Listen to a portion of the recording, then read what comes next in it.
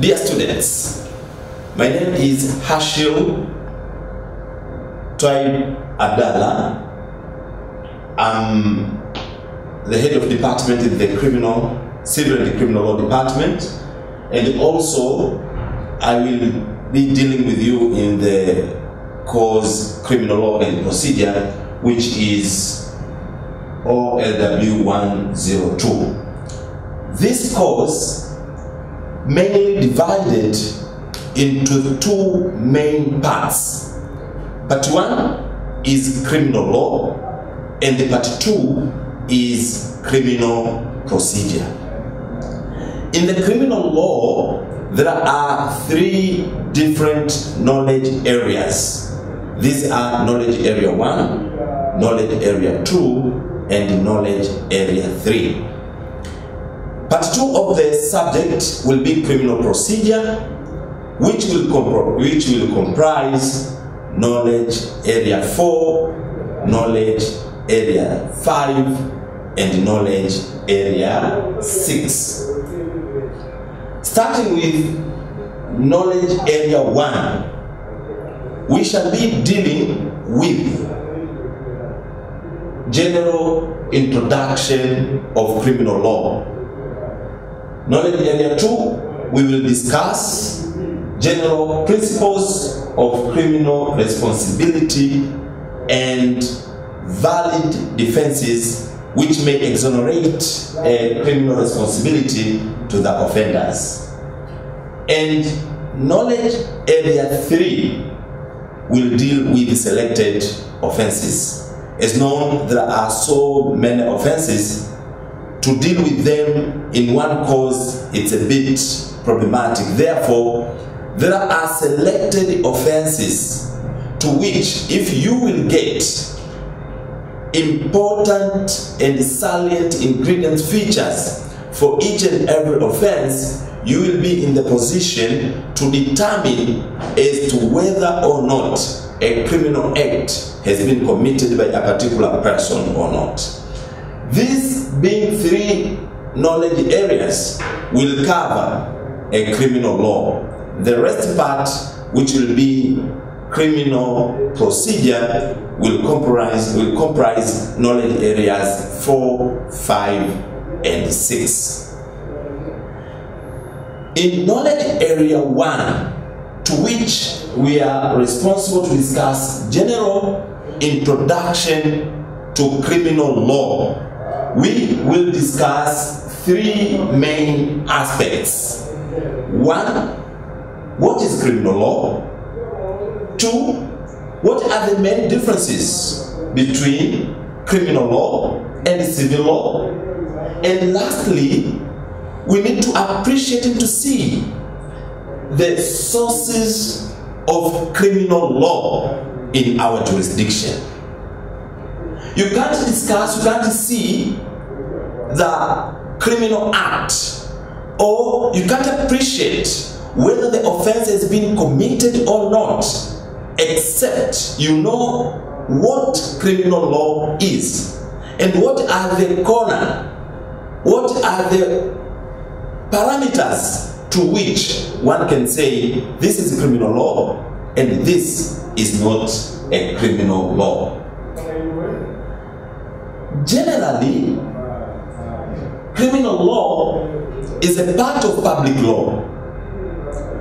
Is that part of law which deals with the relationship between state and individual persons.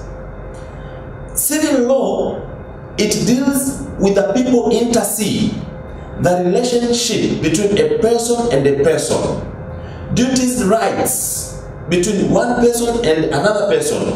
That is civil law.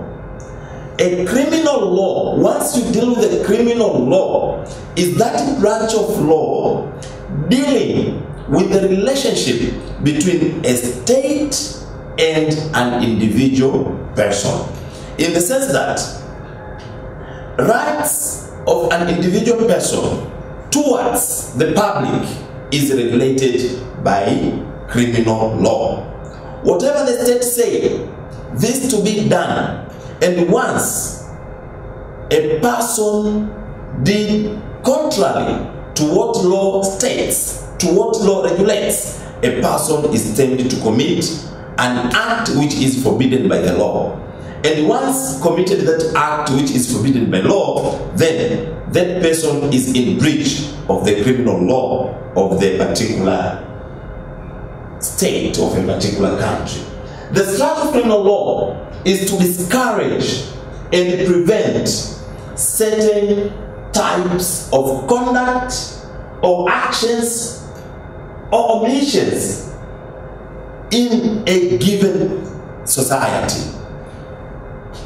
Once the law says you have to do A, B, C, D, that branch which telling you to do those, it is a branch of criminal law. Doing against what has been stated, then you go contrary to what has been stated, then you are in breach of the criminal rules and regulations within the given society. If you look to this definition closely and the composition of the words criminal law, you will see there is a word known as crime. Therefore, for the beginners in the law and for the beginners in the criminal law, it is important to appreciate the meaning of the term crime. Dear students, there is no agreed and uniform definition for what crime is. However, different scholars, different researchers, and also criminal courts attempted to define the term crime so as to make clear explanation to know this is crime and this is not a crime. For instance, in a criminal court, it is stated a crime is a behavior which is prohibited by the criminal code. Means that any behavior forbidden by law to be committed by its citizen, then it can be termed a crime. Also, a crime can be seen from the omission parts. Therefore, a crime can be defined to mean any act or omission which has been prohibited by the law. What are the act and the omission? Act is positive assertion, doing something which is prohibited by law. And omission is negative assertion, means you were supposed to do something, then you didn't do that. Therefore, failure you to do something which is legally obliged to do, that's also termed as a crime. In Encyclopedia Britannica, volume 6, at page 701, the term crime is defined to mean an act or omission forbidden by law under the pain of punishment. So, in the encyclopedia, the crime is connected to the punishment. Means that if you do something which is not allowed to be done by the law, and then there is a punishment for your act, then that is a crime. And that is the real nature of the crime. Means doing an act which is forbidden by law, then there is a sanction, there is a reaction of the society for whatever you have committed. In that definition, you will see clearly there are differences between criminal law or criminal acts and the other acts which are not within the crime. For instance, morality. You can see every society has its morals. Means what to be done, what not to be done. But those moral of the society are not crimes because they are social behaviors agreed and accepted within certain society, in a certain society. But if you go to crime, it should be within the state, and the state having its coercive measures make enforcements to its implementation. Incidentally, morals and crimes may to certain degrees coincide to each other. They may resemble to each other, but unless and until the state directly and state that this should not be done, then that is crime. Therefore, looking to its nature, you have to see sanctions. Sanctions means a statutory reaction for what has been forbidden to be done. And that reaction of the law should be enforced by coercive measures. Therefore, there are criminal institutions, we call it law enforcement agencies in a given society.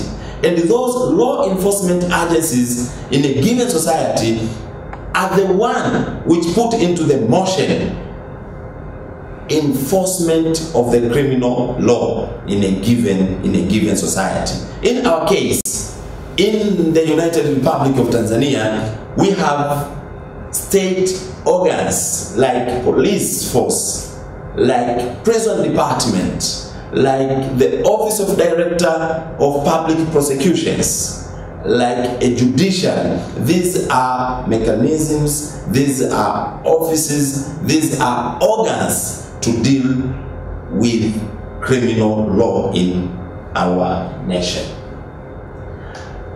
There are different sources of criminal law. Once we look and discuss the sources of law, we need to see how the law provides for a given scenario in the society. The Constitution, being a mother law of the nation, it also acts as the source of the law. Why? Because one, any other law made should conform to the constitutional provisions. Meaning, any law contravening to the Constitution, such other law is null and void to the extent to which it conforms to the Constitution. Therefore, the criminal law, it should be reflected from the Constitution. This will be seen in detail once we deal with the other parts. But to this time, it should suffice to note that all other laws should get their legitimacy from the Constitution. You will see the powers of the police, you will see the powers of DPP office should not contravene what has been stated in the Constitution. A crime should not be treated as a crime unless it has been well and clearly stipulated by statutes. And those statutes, criminal statutes, should conform to the Constitution in their provisions. And once they conflict to the Constitution, they can't get legitimacy in its implementation. They can be declared null and void for being contravening the constitutional provisions.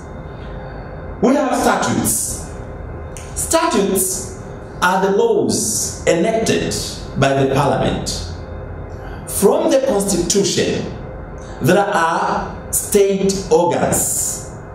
1, judiciary, 2, Parliament, and 3, executive. These are arms of the state. Now, the Parliament has been empowered, vested with power from the Constitution to enact any law of this country. Therefore, the criminal law, the criminal statutes should be enacted by the Parliament of the United Republic of Tanzania. We have several statutes termed as a criminal statutes or criminal law statutes. Famous one is the Penal Code, Cap 16. The Penal Code, Cap 16, defines some offenses, how to be committed, what ingredients to be improved, to be established to the courts of law so as to declare a person is criminal. And also Penal Code provides for the punishment. For instance, a person committed murder, and the murder is against the law. Now, what punishment for a person who proved as a murderer? That is Penal Code. We have another statute like a Road Traffic Act, which regulates the conducts on traffic and roads issues.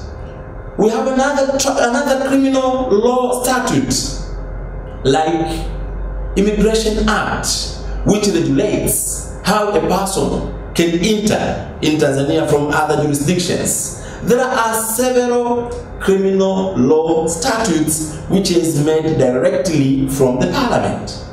And also, there are other bylaws which has been enacted by authorities.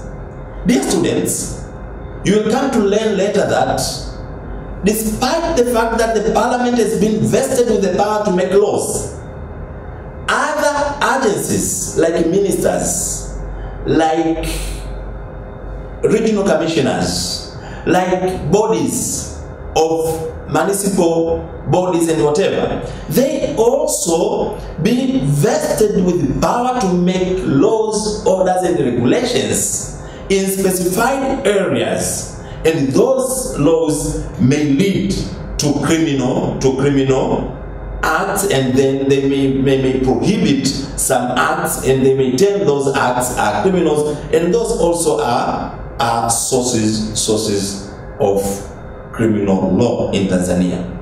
Precedents. There is a great debate as to whether judges make law or unmake law. But under the common law jurisdictions, judges interpret law. And in the process of interpreting the laws, their decisions do bind lower courts. By that binding nature of the decisions of the higher courts in the ladder, those decisions act as authoritative decisions, and hence they are sources of law. To the extent that lower courts will not be allowed to decide a case in which a superior court has interpreted the law to its meaning. That is precedents, and sometimes known as case law. Those are also sources of criminal law in Tanzania. Another source of criminal law in Tanzania is common law. From the historical perspective, we were under colonization of British. Therefore, there are imported laws from Great Britain to our territory. That was during the reception clause, sometimes in 1920. Therefore, statutes of general application and doctrines of equity and the general common law of England, to a certain extent, they might act being sources of criminal law in Tanzania. However, this should be taken in quotation marks, to the extent that not always common law are sources of law in Tanzania. It was a source of criminal law in Tanzania during the time which we don't have a statute, an enacted statute to that particular subject. Therefore, after having our laws, and those laws embodied in it, the principles to which to be applied Therefore, other laws from other jurisdictions cannot be a source of law in Tanzania. Dear students, you have to note that law, especially criminal law, is in territorial application. What is crime in Tanzania is not necessarily to be a crime in Kenya or somewhere else. An act might be forbidden in Tanzania, but may be allowed elsewhere. You have so many examples of that. Think to different examples. You may see something has been legalized in one jurisdiction, but the same thing is not legalized in Tanzania. Therefore, what has been forbidden in Tanzania is forbidden in Tanzania, and the criminal law in Tanzania once forbids anything, the thing will be crime in Tanzania. The same act might not be crime in another territory. That is very important point to note. Don't mix which has been allowed somewhere and the same thing not allowed in Tanzania. Don't get confusion on that. This because criminal law is geographically applicable, and also a criminal law is not universally applicable. It's a matter of a state to decide what is wrong to its nation and what is good to its nation. And from there, it can legislate a specific law to deal with that. Another source of law, my dear students, is international law. There are acts which has been accepted internationally to be crimes. You will deal with them in detail in other courses, especially once you do public international law in your third year, or in private international law. You will see some international law principles governing criminal acts and whatever. However, take that there are crimes which has been internationally accepted as crimes, and also there is international law to deal with that crime. Therefore, if it has been internationally recognized, then there will be a specific agreement, the specific convention to which to deal on that crime. That is one. But also, criminal law deals with criminals, with offenders. Therefore, there are international standards to deal with international people who commit an offense in one nation or another. Those binding agreements, well ratified by Tanzania, becomes sources of criminal law in our nation. My dear students, up to now, you will be in the position to know exactly a nature of criminal law. But take a time to listen and to understand what are the main functions of the criminal law. I will mention few of them. The first one is regulative function. A criminal law, it being a branch of law to regulate the society on what's wrong and what's right, what's good to be done and what's bad to be done. By so doing, it regulates the conduct of the people in a given society.